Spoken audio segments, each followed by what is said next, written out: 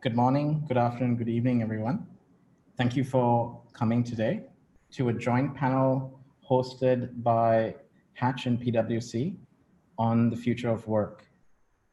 Today, it's apparent that digital technology, exacerbated by COVID, is having a profound effect on the way we work, the way we manage, where we work, how we organize, the products we use, and how we communicate. With all this change, though, there's one thing that remains constant. Organizations filled with people still exist around one common purpose, common values, strategic objectives, and finally, and most importantly, to get things done. People remain the most critical asset of most organizations, but are increasingly being in the shadow of machines and technologies. Individuals are still bound by hours in the day and the ability to process information. Work done both by computers and by people must be coordinated to create maximum value. We are here to discuss how organizations still need great leaders, managers, and employees at all levels to get things done in an efficient way. And we believe that there is tremendous unrealized value yet to be earned in this new era of collaboration and the future of work. I'm here joined by my co-host Ismadi, who will now introduce our esteemed panel today and maybe start with a few questions. Ismadi, can you please? Sure, thank you, Jivan. So thank you for the introduction, and I would like to now introduce, our esteemed panelists who have taken time out of their Saturday to contribute to this discussion. So first up, we have Ashanti Fernando, the head of Group Human Resources at Dialog Axiata, one of the largest telcos in Sri Lanka. We also have Mr. Chandaka Dezoisa, founder and CEO at Aquest, so bringing in a real estate perspective. And lastly and not leastly, we have Mr. Rajan Anandan, the managing director at Sequoia Capital and Surge, joining us virtually from India. So thank you all for all panelists for joining. And I think maybe, Jimmy, we can get started with a softball question. So I think putting it to the panelists, I would like to get your thoughts on how you envision the future of the workplace changing, just at a high level, before we get into some specific questions.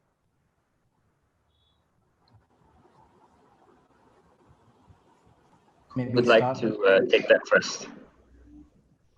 Maybe start with Chandaka and go down to Roger. So I think what we've, at least with my experience, what we've seen, or rather the experience has been shifting from a management model based on kind of attendance leading up to COVID-19 to kind of shifting to a focus on results and performance. And I think that has been one big positive. And given the nature of our business, we were forced to kind of pivot and focus on actually looking inward and improving processes, systems, and internal functions. And we have made a lot of progress in that regard, and also put in lots of accountability measures, performance evaluation. And I think when we actually get back to normal, some of the things that we've brought in will stay in place. And I think there will be more flexibility, which was, with the IT sector and some other sectors where there was more flexible work arrangements, I think that will become more mainstream when we go back, depending on the industry. And for us as well, we will look at more flexible work arrangements and have some work roles which are hybrid and where people are coming in maybe 1 or 2 days a week and also working from home. So, I mean, there's been positives out of being forced to look at a remote working model. And I have been working remotely since the beginning of March. And I think I have been more effective, being less operationally involved and delegating better. So yeah, that has been my experience. Thank you, Chandika. Rajan, do you want to take next? Maybe Ashanti afterwards? Sure. Hi, Jeevan. How are you? Hi, Smedhi. Good to see the panelists, Chandika and Ashanti. Hope everyone in Sri Lanka is doing well and being safe. You guys go on curfew when you have 7 cases. I have like literally, I think 100 cases within a kilometer around me. So, but I'm glad that you all are being very, very careful. Look, I think the future of work, I think most important thing is it'll continue to be work. I think we all assume that, everything's going to be different in the future. I think that's very rarely the case. But I do think what's happened because of the 8 months or, what will eventually probably end up being close to a year for many companies, many people, especially on the, white collar workers or skilled workers. I think Chandaka mentioned this flexibility. I think companies will be much more open to having their teams work from home. I think employees are going to prefer working from home in many cases, and we'll, I think most things will go back to normal, right? I don't think I do think offices will go back to being buzzing. I think co-working spaces are going back to being buzzing. At the end of the day, people are social creatures, so they will want to get back to it. However, I do think there will be some level of flexibility, right? So I think companies will be much more open to working from home or working from anywhere, really. So what we're seeing in India, for instance, we have 4 million software professionals in the IT services sector, and companies like TCS, which has 300,000-400,000 employees now, has basically come out and said by 2025, significant percentage of their employees could be working remotely, right? And what that does is it gives talent much more flexibility. And also it gives companies, a lot more flexibility. I do think commercial real estate in general will be quite stressed, at least for the next 4 or 5 years, because there's been a lot of overbuilding of commercial real estate. I'm not talking about Sri Lanka, but in general across the world. So I'd say that's one. I think companies being much more open to working from, employees working from anywhere. Employees, I think, being much more keen to maybe have more flexibility than they've had in the past. So that's sort of one. I think second, look, we're going to see lots and lots of very interesting tools being built out. Technology adoption is going to accelerate. I think all of us, I don't know about all of you, but I think most of us are probably spending, between 8 and 15 hours a day on some video conferencing platform or the other, Zoom, Google Meets, Microsoft Teams, and so on and so forth. So I think, but that's just one, right? I think all of us will start using collaboration software a lot more. Measurement becomes really, really important, because if people aren't in the office, you want to know what they're doing. So I think we're going to get much better at goal setting, measurement, tracking, things like that, so that you can actually track the work that you're doing. But then, I think in the medium term, look, the future of work is going to be dramatically different, because a lot of the jobs that we're doing today, are going to get automated, right? So the real future of work is really not the COVID work from, work remotely. I mean, to me, yes, I mean, that transition will happen. It won't be as dramatic as what everybody's assuming, but I think the real future of work is what automation, machine learning and AI is going to bring to the world. It's already started, where, large numbers of jobs are going to have to change pretty dramatically, because a lot of routine work is going to get taken away, right? So that's the real question around future of work and job creation and things like that. But those are some thoughts. Thanks, Rajan. Ashanti, maybe a few thoughts from you, and I want to ask a follow-up question. So just to share our experience, so we actually had agile way of working, transformation, digital transformation, and different ways of working actually on our agenda for 2020 before COVID actually hit us. So we've been on this digital transformation journey, as I think you know already as well, Jeevan, so for about 4 years. So some of the things that we really, really want to do and have been focusing on almost on a daily basis, Supun sits with us every week, even with HR, as to how do, become more agile, be more digital, And I think that background that we set over the years just became more real and much more easier when, of course, COVID happened. So, looking at our processes, our systems, even in HR, we've been trying to look at how do we go completely digital. So today, from hiring to onboarding to development to everything is online. I'm like 99% online. We don't need to see someone to actually onboard them, but obviously the experience is different.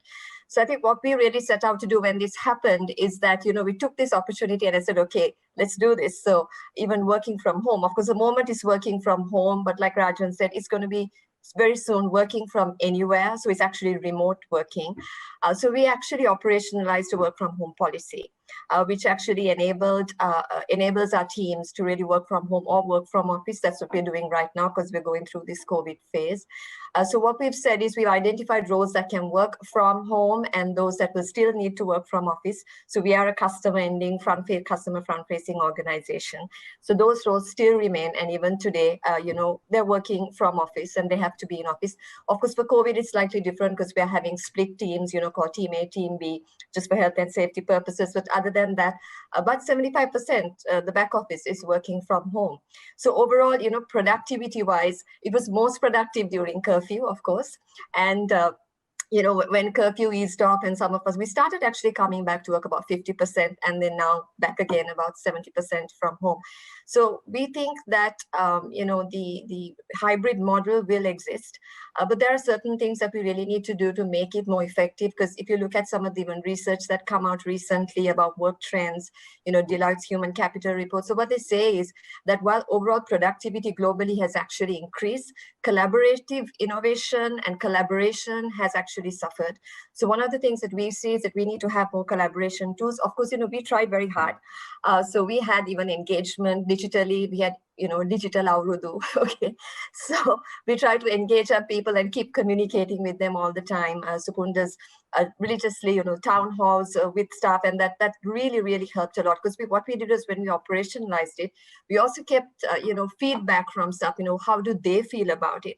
And so the Pulse service, what it really says is they really, really value being able not to travel for so long. So we have employees, who might be traveling actually 2.5 hours a day. Some people even up to about 4 hours a day. So if you can actually divert that time to actually working, especially for ladies, for mothers, it makes it so much easier. But productivity is something that we'll have to start looking at in terms of what's the data we have in terms of productivity. We started off with certain light tools, and we're looking at how we can do that more constructively. If we want to have this as a way of working for us go forward, we feel that those are important factors that we may need to look at. But it's a balance between trust and how work actually gets done. So for us, it was what we said is, look, we've got to still run the business as usual, but not in the usual way we get it done. It's just different way of getting it done. And you just have to say, like, I told my team, we're going to do everything that we did before. We're just going to do it differently. That's all, So training programs from actually face-to-face, that's a great experience. But, Teams is not too bad. I've attended some. I've even had the opportunity to attend like one Harvard one, it's pretty good. It's more content driven, but you can bring certain elements of the experience to it. And I think you just make up your minds and say, we got to do it, we'll do it. But of course, post-COVID, like Rajan said, it might be different. If we don't have, the digital infrastructure, the tools, the know-how, I think, and if your business just cannot, work offline, or you can't work remotely, you obviously will have to come back to work. For example, leisure sector, you obviously can't work from home. I mean, hospitals can't work from home. But I think for those who can, like us, I mean, I think this is a good testing time to see. It have stretched everybody's systems, processes to see, how geared we are. Is it, does it work for our business model? And if so, it's a good thing because it gives people a great balance. And, you've seen people become more health conscious, more, spending probably more time in family. But one flip side is meetings, sometimes go on for very long and there's no end to the day because you're working right throughout the day. But those are some of the factors we got to balance. But yeah, so I think it depends on and what business you're in. Is it relevant for you and how do you make it work for you? So for us, it works. We'll be continuing. And but of course, like I said, we got to work on especially cross-functional collaboration and things like that. We got to work on. Yeah, that's our experience. Thanks, Ashanti. I can see that you're working from the lovely hill country in Sri Lanka. So it's, yeah, that's at least great. it's a semblance, a bit of illusion. Yeah. Let me touch upon just a quick follow-up question before Ismaili jumps in. I think Rajan spoke about 4 million IT professionals. Chandrika spoke about productivity. Let me ask a question about how do you measure productivity? I think in the software field, it's very it might be more cut and dry than other organizations. So how is this measurement of productivity online kind of improving? Are there any tools that help people measure productivity? Obviously, outcome is one that we can definitely measure, but how does organizations or how are organizations evolving to measure productivity and that process? Yeah. So I think there are many tools. Some are quite, some are very, very, how can you say, can measure from up to your every movement to you sit at your computer and does it capture, when you sit down, when you get up, it captures, it triggers. So there are very, very sophisticated tools available. It depends on to what extent you want to go. So I think it's also a balance between the culture that you have and also trust that you place in employees. But I think simple things like if you have an agile, I think probably in the tech industry, it's probably more prevalent if you have an agile way of working. And maybe you don't actually have to, it strictly be like Agile Manifesto related, but if you have simple things like how do you manage performance on a day-to-day basis? And one of the things that we've seen is a lot of the people who embraced work from home or remote working quite a bit are those who probably had a structured cadence of operation. So while, more senior people probably don't need the level of support, but you have also a very young, a very junior workforce in the organization who some people just came into their first job and they started work at home, right? So how do you actually, how do they understand, performance orientation and how you drive performance?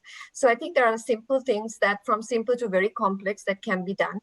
So simply in terms of what is the cadence of operation, how often do you connect with your team, how often, and also depends on the maturity of the professionals you're working with. If they're very junior, obviously we realize they need more attention. And of course, as you go along senior, probably it's less so. But I think there has to be some sort of measurement of way of connecting with people on a very regular basis in a very predictive kind of way. So it's not haphazard all over the place, but maybe set touch bases at set times, looking at certain set deliverables. And at sometimes you just go off that set pattern. And, some of the things that we've tried out is recently one of our teams had a talent contest online. So you do things which are kind of off work as well. Two, it's a part of driving productivity, because what we realize is, we're in front of a screen from early in the morning till late into the evening. Normally at office between meetings, you could actually have 5 minutes to walk from one meeting room to another, but you don't have that. So there are tools. So one couple of things is this way of working in terms of how we manage, but you've got to balance that with being too intrusive and micromanaging to ensuring that we get the productivity that we want. There are very, very sophisticated tools that can actually give you AI and analytics around how productive your team has been, but that probably captures, how often does people sit at their seat, how often are they up. Those are measurements that you can use to support that, and of course that you see it in the outcome whether it's actually working or not. So I think it's got to be a healthy balance, driven, and is what is appropriate for a culture. And you've got to, and we've started with some lighter touch. You do light touch first, and then probably get to more, probably more sophisticated ones if you should need it. So that's how we've been managing it. Rajan, real quick, you're investing in some of this new tech, probably on the frontiers of this, maybe employing AI as explained. Tell us what you're seeing. Tell us what are the future of productivity tool sets, or as you put, let's dive, where you're making it fun to work, right? What are you seeing in the marketplace? Yeah, I mean, there's a lot of innovation. So Let's Dive is a new Sequoia company. It's very early stage. Facebook, Google, etc. have started using it. So those of you that have remote employees, it's sort of a fun way. It's still a very early, as you'll see, but it's quite addictive actually. So just even taking half an hour out of the day, and it's for small teams, right? 5 people, 10 people, sort of teams. So in a company, you could have many different teams, and they could just go take their break, meet people, etc. So I think just making fun work. lots of collaboration tools. Here's another company, which is not like, for instance, it's called the mesh.com. Ashanti was talking about how to set goals. I do think, goal setting becomes really, really important, right? Hopefully, I don't know how prevalent OKRs are as a concept in Sri Lanka, but OKRs or KPIs, whatever it is. But how do you then, OKRs tend to be quarterly or annual. Then how do you actually, how do you sort of set more near term? Engineering teams would set much more near term.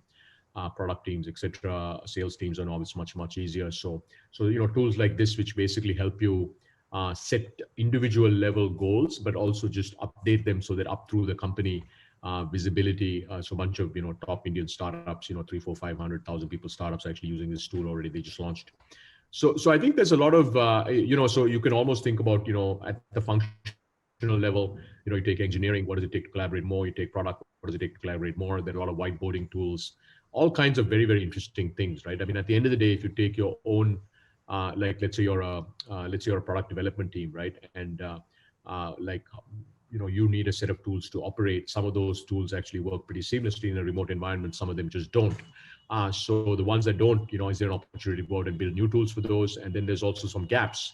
And how do you actually identify those gaps and go build them? But I do think, the single most valuable remote work company today is Zoom, right? Which is a platform that we're on today. But you just look at Zoom, by the way, you look at the use cases on Zoom today, there are literally hundreds of companies being built that are trying to disaggregate use cases of Zoom, right? So whether it's using video conferencing and collaboration and building a dedicated, let's say, platform for education or for fitness or for yoga or for medicine, the digital health. So, I think literally there are, several thousand interesting companies that you can build. If you think deeply about the implications of remote work is one part, right? Professionals working, but you look at remote education, remote healthcare, remote fitness, and so on and so forth. So I think there's going to be a lot of opportunities. We've started making quite a number of investments, but at the end of the day, it's like anything else, right? Are you building a product that's useful? So very quickly, if companies start using it, users start using it, users start loving it, it's useful, and that you can tell. But it's definitely a big theme, Jeevan. Awesome. Thanks, Rajan. Ismail? Thanks, Kiran. I think some very interesting stuff on the investment side, and I think hopefully we'll circle back to that and talk a bit more. I think just following on with that, so I think a lot of good perspective about how organizations adapted to the changes from COVID. And I think looking forward, I think one question would be to understand from your perspectives, do you think that people will return full-time to offices in some type of capacity? Or do you think it will still be, like Rajan mentioned, the value of flexibility is now much higher from the employee side, and the benefits have been really realized by people. So if it's on a flexible method, what are some of the challenges at an organizational level that may need to be overcome to enable this for employees?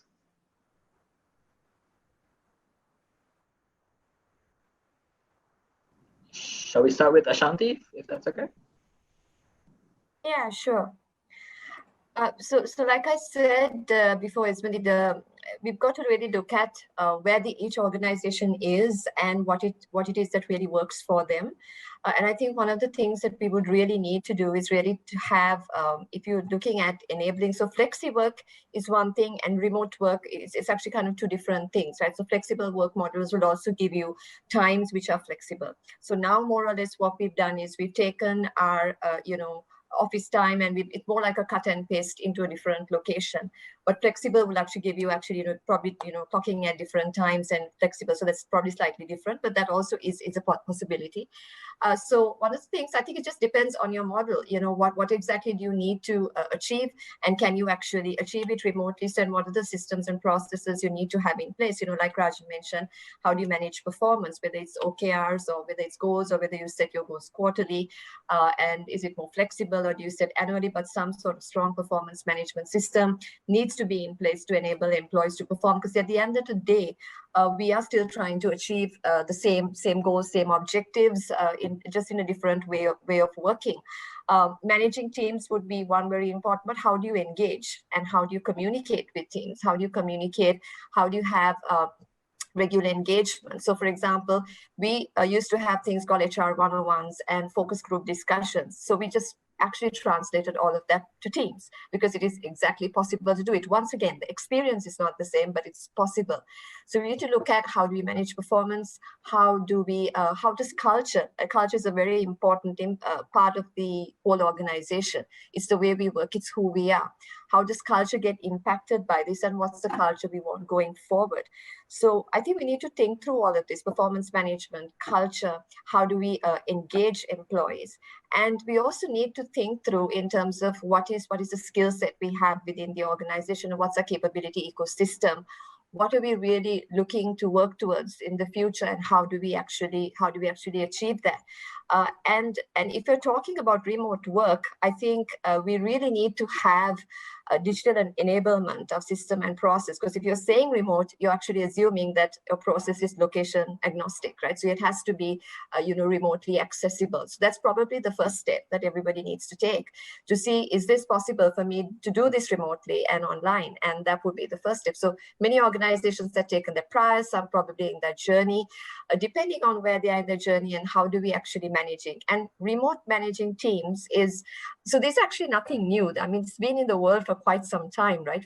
Probably over 15 years, but it's probably come to Sri Lanka more recent because of COVID.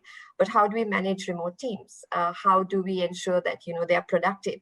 So I think organizations need to answer all these questions and look at what is really relevant for the business model, and then look at what would be the most, suitable process to adopt. There are lots of tools out there. There are lots of ways of doing things out there. I think the know-how is available, but it's actually how you adopt it to achieve the objective that you need. Thanks. Let me ask an interesting question, because you mentioned, there is now a significant part of most organizations working from home. Let me go to Chandaka and ask, are you seeing, as Rajan mentioned, a stress on commercial office and a reduction in requirements and people, kind of corporates letting go of their larger spaces and looking at more flexible kind of work environments? So Jeevan, we've actually, say going back 4 or 5 years, we saw a lot of developers, investors looking at commercial real estate as looking at yields in excess of say 8%, and what we've seen over the last few years is probably too much supply coming in, and over the last, going back to pre-COVID, say from the beginning of 2019, we, because of the economic conditions, saw contracting demand. And at the moment, if you're looking at A-grade office space, there's just under 2 million square feet in central Colombo, approximately 2 million square feet. And occupancy at the moment already is somewhere in the region of 60%, a little higher than 60%. And we have another just under 1 million square feet that will get completed in the next 12 months or so. And we saw contracting demand pre-COVID. So we are certainly going to see demand contract even further over the next 6 to 9 months. And the outlook is quite bleak. The thing is, at the moment we are at a stage in the context of the Sri Lankan market where both companies, so tenants and building owners, don't really know, don't have visibility of the market. But over the next 6 to 9 months, it will become more apparent, and you will see rental rates come down significantly with the contracting demand. Building owners have been basically holding on to the rentals with a little bit of negotiation. But that's not a sustainable position or strategy. And what's going to happen is you're going to see rental rates come off significantly for the foreseeable future. I think medium term, we expect there to be a fair amount of stress in this space. And you're going to see buildings that are under construction, close to completion, that supply will come into the market. And yeah, so it is, there is going to be a fair amount of stress in this space. Thanks, Chandrika. But just real quick question. But that doesn't seem to be showing in asset prices, right? Like if you still look at land, it's still reasonably expensive and stuff like that. Real quick, is our asset prices coming down, or is there a reason why it isn't? So the commercial office space market in Central Colombo, it's still a fairly small market. So A-grade office space is approximately 2 million square feet. And with just under 1 million square feet to get delivered, that's A-grade or upper B-grade space. So there's obviously a fair amount of B-grade space as well. So that hasn't happened yet, but it will happen because it's the market is not it hasn't matured yet. You don't see land values based on the land cost per buildable square foot. It's more kind of general land value for a certain location, but the market is slowly starting to mature, and going forwards, you will see that happen. The contracting demand, the fact that space is vacant, that hasn't really factored into I mean, land prices and how investors are looking at land prices at the moment. But it will become more apparent in the next 6 to 12 months. Okay, Rajan, quick question to you: what's the silver lining here? Well, I think if you're in the commercial real estate business, you should short it. You know, especially after listening to Chandrika, I thought it was going to get bad. I think what Chandrika is saying is it's really bad. The pricing hasn't adjusted yet. So. Look, I think I mean, there's different, right? Look, I mean, if you're in the commercial real estate business, I do think, you know, you should radically reimagine your strategy. Sounds like you should sell now while the pricing is still sort of viable, right? I think if you're a company, look, it is a great moment to sort of rethink how you want to, you know, run your business going forward, right? We have large numbers of startups in India that have just completely given up their space. You know, 20 people, 50 people, 100 people companies that are just going to work remotely. In fact, I'll tell you, Let's Dive, which is the link that I put on this. Let's Dive was founded in the middle of COVID after India lockdown, and it's a completely remote company. I mean, the entire team of 10, 12 engineers now, they're all over India, and then one of the two of them are actually outside of India, right? So they're literally remote from day zero companies. So obviously those are going to be only in tech, but I do think it's a unique opportunity to reimagine how you want to manage your people, how you want to run. You know, people will still want social interaction. So, you know, if you're a large company with, even if you have, you know, 50, 100 people, probably having some way, maybe, you know, once a month you get together for a few days, you know, you know, and you rent some space where you can actually have the team meet, do some stuff together. You know, maybe one model, right? I think you'll see a spectrum of companies, right? But I do think, I mean, Jeevan, I think, you know, in sort of the hatch land, which really is a lot of startups. I do think a lot of startups will work remotely, but you know, I can see a potential for a space like Hatch to become very interesting because companies will still want to get people together and meet more often. Maybe, you know, 2 days a week they'll come and work together, and then the rest of the time they're kind of working from home, right? Also, I think for talent in Sri Lanka, it's a very interesting opportunity because you know, you can, I mean, you know, you could always work from anywhere, but I do think you're going to see companies around the world that will hire talent from anywhere and pay them essentially Silicon Valley market rates, right? So I think that's just a matter of time before that happens. So if you're let's say in the tech space, you're a, you know, world-class coder, you could theoretically live in Sri Lanka and make Silicon Valley wages, right? I mean, that's pretty extraordinary. So I think it has a lot of implications for companies, for talent. But for commercial real estate, you know, Chandrika and you guys know the market. You know, I don't know the market, but globally, I mean, I do think we're going to go into a period of many years, right? I don't know whether it's 2 or 3 or 4 or 5. It's probably not forever because everything comes back. Because companies have just gotten, you know, what's happened is, you know, CEOs of very large companies, right? Whether it's Unilever or TCS or, you know, pick your favorite company, right? Nestle or whatever, like Deutsche Bank. They've all realized that you can make this work. Right. And obviously there are challenges. I do think work-life balance is a challenge, you know, team bonding is a challenge, things like that. But I think all those things, people will find a way to address. But the realization, like I was talking to, the CEO of Sanjeev, who's the CEO of Hindustan Unilever's business in India, right?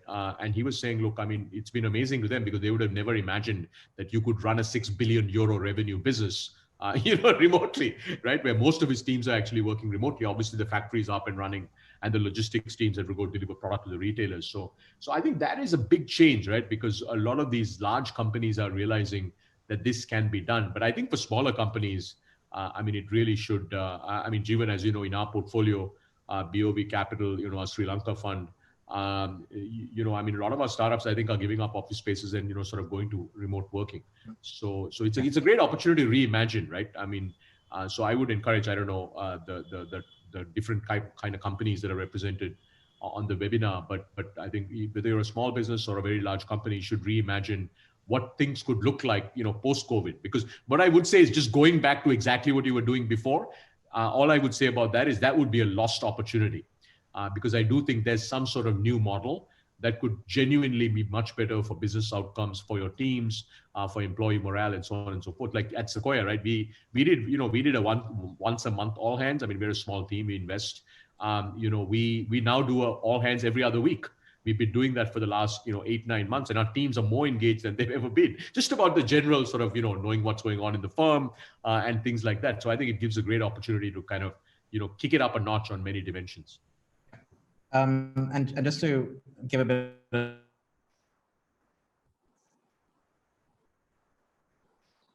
of flex packages, which is where you come in maybe twice a week, come in, collaborate, ideate and stuff like that, and then go and work from home, and becoming increasingly popular since COVID. So I think there is a way to have this balance, I think, and I think that's kind of working now and increasing.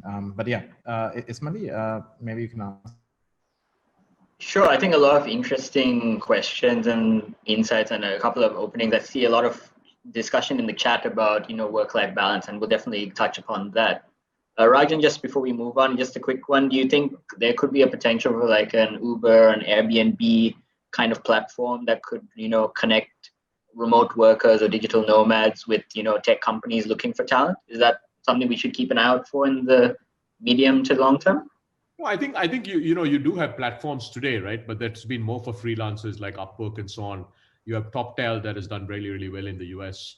I think you're going to see more and more of that, right? I do think in many ways, freelancing, not working for any one company is going to become a thing, right? I mean, I would say if you're a top engineer sitting in Sri Lanka today, you should not be working for any Sri Lankan company. I probably shouldn't say this at a Sri Lankan webinar, but like, you should find a way to get yourself rated on GitHub and, start making, $500,000 a year, right? I mean, that's sort of what you can do today, working remotely, if you're really top talent, right? So just kidding, by the way, they should absolutely work for the top Sri Lankan companies,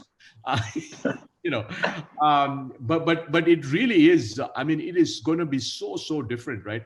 I don't know whether you guys know, US today has 700,000 open jobs in computer science, 700,000, right? How many computer scientists do you guys have in Sri Lanka? How many developers do you have? Jeevan? You're a part of Slash. Graduating per year, only 7,000. Yeah. No, like total workforce. I would say in the IT industry, it's about 160 to 200,000. Yeah, I mean, can you imagine? I mean, like if all of them, I mean, it's interesting, right? If 160,000 developers who are working in the Sri Lankan technology industry, if they all like, let's say got half of Silicon Valley comp, right? Their salaries will all go up by 5 times. And imagine what that would do to the GDP, right? Because that would be like amazing for the GDP. Now, of course, it'd be a bit troublesome for the Sri Lankan companies. But yeah, so I do think, Ismaili, to your question, we already have some very interesting global platforms, but I think people are I think what's going to happen is, I saw a tweet the other day, I think it was 2 weeks ago, where somebody in the Valley tweeted that one company has said they will pay Bay Area salaries regardless of where you work, in the US or outside. I mean, imagine that just one change, what it does, right? So you could imagine that Sri Lankans would go off to MIT, Stanford, or whatever, and then maybe they'll work at Google, for 2 years in the Bay Area, and then they'll come back to Sri Lanka, and then same comp, your cost of living is 1/10, and you eat kiribat. I mean, like, how cool is that, right? Everything can change, right? So it's pretty cool. Sure, interesting. Something to keep an eye out for then going forward. So actually, just switching on to real estate, Chandaka, so I was doing some reading. It was interesting. There was a lot of talk about how commercial property owners are looking at adapting or modifying their offerings to, cater to employers or tenants in the post-COVID. So things about reducing the workplace density, something interesting in co-working spaces, a trend towards having more smaller satellite offices instead of open plan co-working spaces. So given even maybe something you can add on. So Chandaka, my question to you is, are you seeing tenants commercial property owners looking at these sort of things and, planning ahead and looking at how can I tailor my property to cater to companies going forward? Is that something that the Sri Lankan market is showing right now? To be honest, Ismadi, no, we have not seen that approach in any significant way, at least. I mean, what we've seen so far is some of the landlords basically being relatively inflexible in terms of negotiating or giving any kind of grace, any significant grace, or being proactive. But I think with the amount of competition, the space is going to definitely get more competitive over the next 6 to 12 months out of the necessity to compete for tenants. So out of necessity, it's going to happen. Up to now, we haven't seen anything significant yet. Yeah, Thank you. I can add, I think Hatch is also looking at going closer to kind of the workplaces and outside of cities, closer to people who probably want to work from home but need that break from working from home. So we are looking at other locations coming up and we'll be announcing them very soon. Thank you, Jeevan. So I think there's quite a few questions about work-life balance, and I was actually reading a Harvard Business Review article where they were talking that apparently video meetings are more intense and mentally exhausting than normal meetings, which from personal experience I think is true. So my question, I guess, to the panel is looking at it from an employee well-being, especially when you talk about mental well-being, the balances of work-life balance. How do you keep employee morale, motivation, upskilling? What are some of the organizational challenges that you've seen, and what are some of the potential solutions, companies and our audience can kind of take away and maybe look at in their own personal situations? Can I throw that one to Ashanti first, if that's okay?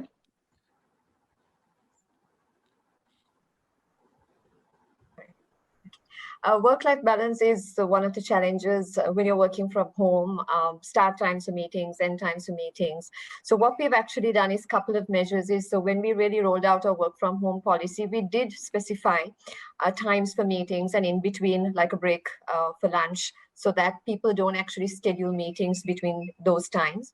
But of course, we've seen that at times that might not be 100%, but it's also leadership initiative to ensure that we are very sensitive to people who are probably, not in a position to refuse a meeting invite, even if it's late, late into the night. So one is, we've obviously operationalized as a part of the policy, but even in implementation, I think this is where data comes in really handy and important, that if we have data about how our work patterns are, so from MF's teams, it's like what time do the organizational teams, meet start, what time do they end? So if we have that organizational information, and how do we use it to actually influence leadership to say organizations, leaders or, the people who manage teams to say that this is the kind of balance that we have to strike. And even more, the sophisticated tools that you have for managing performance actually gives you more analytics around that. So that's actually quite helpful. And I think it's something that you have to keep driving, and there are sometimes reasons as to why these meetings do take place and why they happen. Like you said, it is more effort, because what you realize is with these, every single interaction is generated. As whereas, in office, you speak to 10 people around when you just walk past. That every single interaction that you make, it's actually a generated interaction, whether it's a call or it's on MS Teams or just a phone call. So that is what actually makes it more tiring. And of course, you don't have gap times between meetings. So there are multiple things. So one is, in terms of consistent information, operationalizing it as a part of policy, and constant communication. So we have had, from the time we actually went into lockdown, some many communication campaigns to let know about tips from working from home. What are the things we need to do? How do you take breaks, interim, take a coffee break, just walk up and down, you need to walk, right? Because even the little walking that people did from at least to the car park and up to the elevator is now that's taken away. And so what we did was we actually had sessions on even health, about diets, about what's good for your eyes, what's not good for your eyes. We actually had the fitness online, so we had this fitness instructors doing the session, so you could actually do it probably video off at home. So these are things that we have to consistently keep doing, and people really valued that level of engagement. So when we ran our surveys, they said they appreciated the amount of communication we were doing. So as much as we were doing a lot on health and safety, these are other aspects that we look at. And so also we're bringing in how do you manage your money. So all these life aspects that we bring in to keep people engaged, and of course engaging people in doing fun stuff. So just because it's online, it doesn't have to be work 100% of the time. Mental health is one of the challenges that has come up from remote working across the world. Mental health issues, not so much just from the working per se, but it's very easy to get isolated, because especially if you're, let's say, living alone at home, you go to work and engage with your colleagues. So even in our survey, one of the things which people said they missed the most was the interaction with the teams, the coffee time with the team, lunchtime with the team. Those are the things they miss, right? So like Rajan said, we are social animals, and we have that need to congregate and be with people. So in our work from home policy, we said, okay, even we've thought of it post-COVID. So we haven't actually done a policy which is for COVID, but it's post-COVID as well. So we would like to bring in people at least twice a week, because it affects how people engage, how teams are built, and how we deliver as teams, especially cross-functional teams. So there are many things that can be done, but has to also got to be done with data and also consistently. So fun, communication, having sessions like even with your own team, where you just talk about, don't have to talk about work, right? So you can use tools like, like you have this mentimeter.com, you just had, little fun service. So day before yesterday, my team had one where they had, we just asked riddles and questions and very silly things, right? But it's just fun, yeah. So it's I think a whole combination of it, and also reaching out to your teams much more and looking at how their whole setup is. Work from home is not the same for everyone. Some people do have infrastructure challenges working from home, right? It's not everyone who has a personal, nice workspace. So post-COVID, what we've said is, look, we're not forcing you to work from home. If you're unable to work from home, you can come to office. So that's post-COVID. Right now, we are constrained by the current health and safety issues. So those are some of the things that we could do, but you've got to do it consistently and right through. Also, communication plays a big role. Leadership, example, communication plays a big role in it. Sure.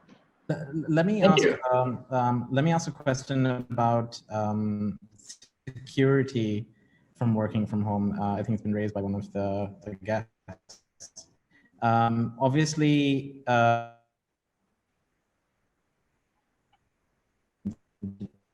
it's an opportunity for startups to provide solutions where, using AI, we're able to, the security is not breached. So if someone else comes into a screen, we're able to block the screen or fade the screen, etc. Rajan, are you seeing interesting solutions like this come about where maybe it's a small use case but quite interesting?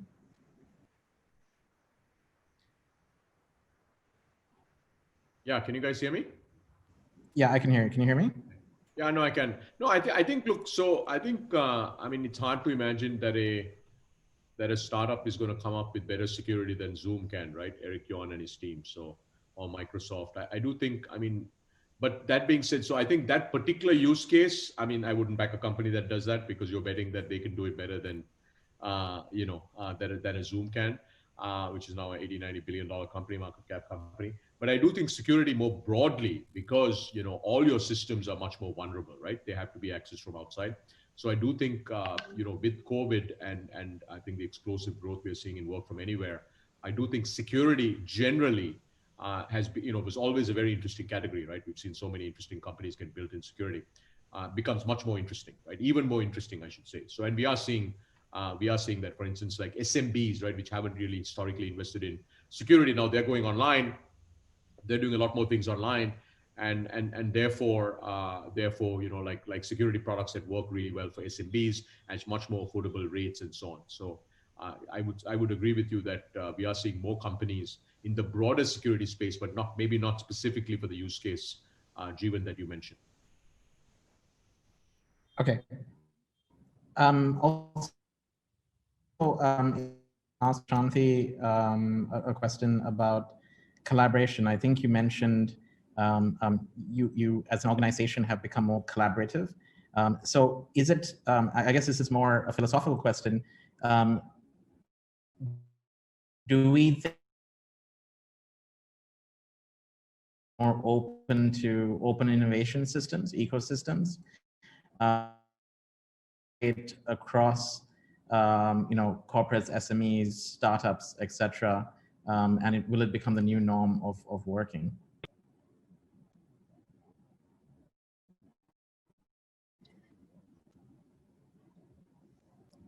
Sorry, Jeevan, sorry. Can you hear? You were breaking up, Jeevan, a little bit.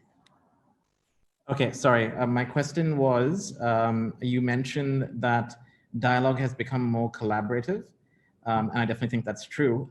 Do you see that post-COVID, more organizations becoming, and more open and believing in open innovation systems going forward?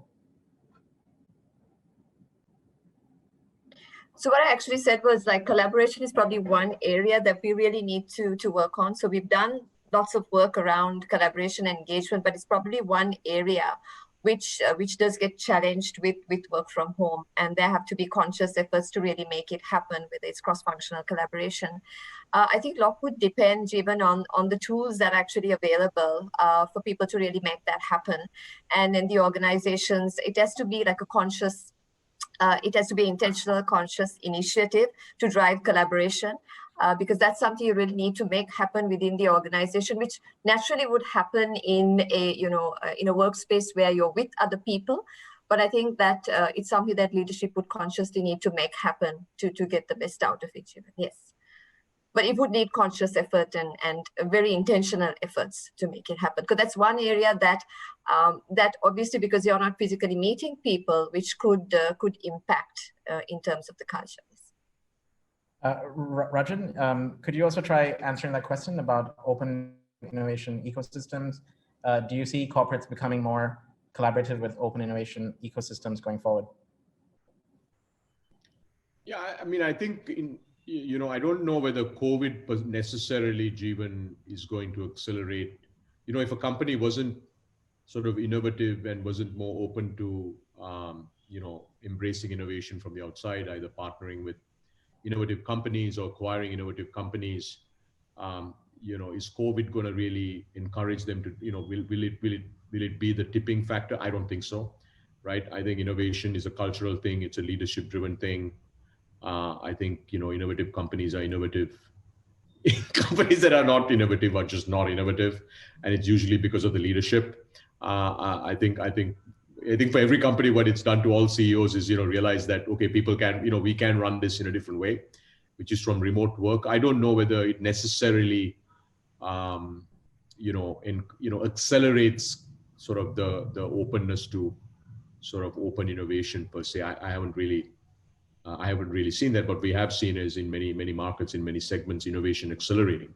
But that's more on the startup side. And then big companies, I think, accelerating their path to digitization, right? So in that context, yes, from a digitization standpoint, they're all doing a lot more, spending a lot more. Anyway, so that's at least my thought. Okay. Ismail, do you want to ask any questions? Sure, Jeevan. So I think interesting. I think Rajan mentioned Zoom, and I mean, I was just looking at Zoom's share price, and it's up, I think, almost 500% year to date. So you can see from an investment standpoint, obviously, COVID has benefited some companies, obviously a lot, and some not so much. I'm just curious. I mean, we've talked about digitalization and the opportunities that come out of that, whether it's education, tech, other sort of sectors. I'm just curious from the panel's perspective, are there any more traditional sectors, and maybe a question to Rajan directly, that could be disrupted by the changes from COVID and the focus on digitalization, and pockets of opportunities for startups and innovation to happen in? Any thoughts on that, on the disruption to traditional sectors? Yeah, I think in a country like, the short answer is absolutely yes. Look, you have to keep in mind that even before COVID, Sri Lanka has a large number of white spaces where you can build very interesting companies, right? So, I know Jeevan and Hatch have been very focused on fintech. But if you look at the kind of fintech companies, even a country like India has, let alone the US or China today, and you compare them to the early stage companies you have in Sri Lanka, they're not comparable, right? So I think if you just take banking, you take insurance, we are investors through BOV Capital in a firm called, in a startup called InsureMe, right? InsureMe is sort of one interesting play that you could have in insurance, but there are many more. You look at wealth management, you look at payments. I think there have been a few interesting companies, but none of them have really hit scale. So you just look at sort of fintech, right, and insurtech. What COVID has done is it has accelerated the adoption of especially payments, wealth tech. Digital lending has slowed down, especially in a market like India, but in many other places, digital lending has accelerated, right? So you just look at, I think the single biggest market cap creation in Sri Lanka on the public markets is really banking and financial services, right? And so you look at that space, even before COVID, there wasn't much going on. Now I think there are a few, early stage companies, but there's so much white space, in financial services, right? And then you can take, pick any sector that you want. I think in Sri Lanka, there's a lot of opportunity because digitization is still very, very nascent, right? I mean, I'm not talking about consumers using, being on the internet. I think you have 7, 8, 9, 10 million, probably 30, 40% of the population now on the internet, right? But in terms of business adoption of truly digital technologies and being able to sort of build new digital first products, both for consumers, but also for businesses, I think there's a lot of opportunity, right? Like for instance, we don't see any SME, small business focused software as a service companies from Sri Lanka, in Sri Lanka rather. But if you look at India, we have a company like Kata Book, which was launched 18 months ago, right? Kata Book is basically, it's a very simple sort of bookkeeping app for very small businesses. They have 10 million active merchants now in India using this product. It's a free SaaS product, by the way, right? So what they do is they drive massive adoption of these free SaaS products, and then they've launched payments. They're going to launch, a whole bunch of financial services. They'll eventually launch freemium SaaS, right? So they'll become a very large company. It's valued at, north of $300 million now. So, we've had several companies like Pagar Book, which actually does, very basic accounting software for small businesses. So across, whether it's consumer adoption, there's massive opportunities to go build interesting companies. You look at like direct to consumer brands, right? I was very excited to see this new sort of consumer brand incubator that I can't remember what it was called, GLX or something like that, right? So I think that's interesting, right? But you should have why does Sri Lanka not have a billion rupee DTC brand today, right? I mean, I have no idea. I mean, it should, right? So I think across every sector, like agri-tech, right? I mean, we have an investment in a company called Agritmix, which is super interesting, right? They're digitizing sort of the agricultural value chain, but there's no reason why there should be many more companies that are trying to digitize various aspects of the agricultural value chain. So anyway, long answer. Look, I think Sri Lanka really literally needs 1,000x increase in innovation and startups, right? And it's great that Jeevan and many others are actually focused on it. But I think what Sri Lanka really needs more of is also just more people to want to start up companies, right?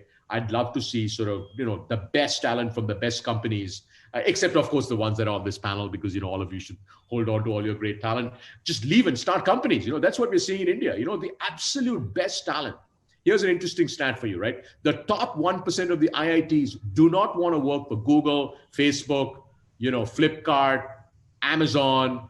they don't want to work for any of these companies, right? I mean, they want to start their own companies. And I think we need to get to a point where not just the top 1% of the, Moratuwa engineering grads, but really, the top 1% of any Sri Lankan who's below the age of 50 should want to start a company, right? And I think that's when you really get innovation going, because I find that today, I mean, that's not happening yet, right? And obviously, it's a whole set of things that need to come together. It's not just entrepreneurs, it's capital, it's markets, it's companies' appetite to pay for products from startups. But anyway, long answer to your question, but that's a whole different webinar.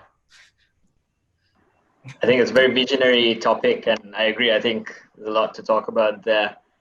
I think we're at the time limit, but I just want to touch upon one thing. I think we've talked a lot about the people who are going to benefit from, the future of the workplace and the changes that are coming from it, whether it be from COVID or from digitalization.